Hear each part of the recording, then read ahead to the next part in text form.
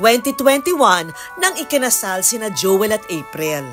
Kasabay din ito ang pagbubuntis ni April. Pero hindi raw ito naging madali.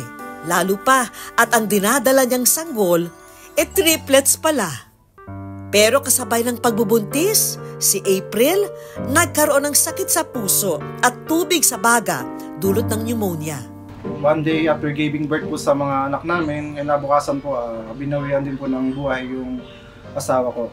Nagkaroon po ng komplikasyon po sa kanyang panganak, kaya yun maaga po siyang kinuha sa amin. Triple man daw ang sakit sa pagkamatay ng asawa. Ipinagpapasalamat daw niya na ang 3 sanggol, buhay na nailuwal. Katulad ng kanyang mga anak, si Joel, maaga rin daw pinagkaitan ng pagkakataong makasama ang kanilang magulang.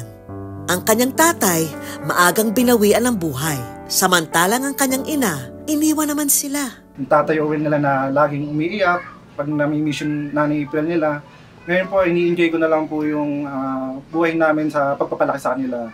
Kaya pangako niya, hindi niya hahayaang maranasan din ito ng kanyang mga anak.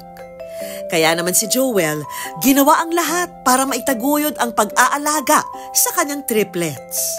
Katuwang ang mga manugang mula sa pangongolekta ng donasyong breast milk, pagpapalit ng diaper, hanggang sa paghehele sa kanila sa pagtulog. Yung time po na yun talaga, wala akong ibang malapitan. Nag-decide po akong mag-post na kung sinong willing mag-donate. Then ayun po, nakakatuwa po na gano'n, maraming nag-response. Bukod po sa breast milk na binigay nila sa mga bata, nagbigay rin po ng tulong pinansyal.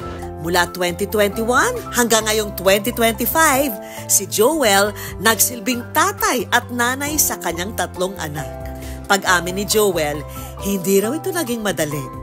May point na talagang parang napanghihinaan ka talaga ng loob. Kasi mahal na mahal ko po yung asawa ko. Kaya buhay niya po yung naging kapalit dito. Kaya bilang pagmamahal po sa kanya, ito na lang yung tanging magagawa ko para sa kanya. Yung mahalin, alagaan at ingatan yung mga anak namin.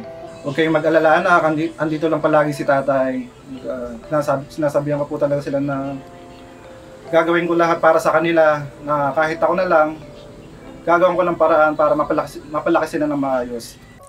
4 na taon man ng pagtsatsaga at pagsasakripisyo ang pinagdaanan ni Joel, napapawi naman daw ito sa tuwing nakikita niya ang mga anak.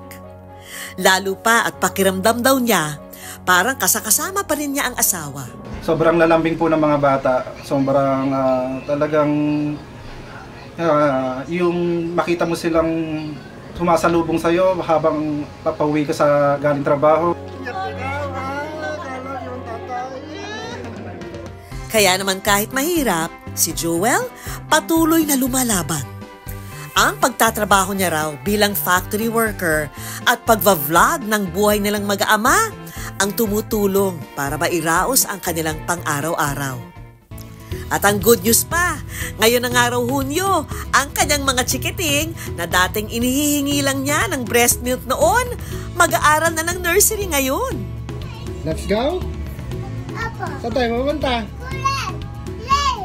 At dahil na nga excited na si Joel, maaga rin daw niya itong binilhan ng gamit sa eskwela. Saludo kami sa pagiging mabuti mong tatay, Joel. At dahil dyan, deserve ng 3 sorpresa ang tatay na nagpalaki ng 3 prinsesa. Dala-dala ng mga anak niyang sina Gia, JC at Jaswy. Ano yan? Ano yan? Ano yan? Wow! Ay, may gatas na kayo, oh. Grocery para sa buong pamilya. Anong sasabihin? Thank you po. Ay, anak, oh.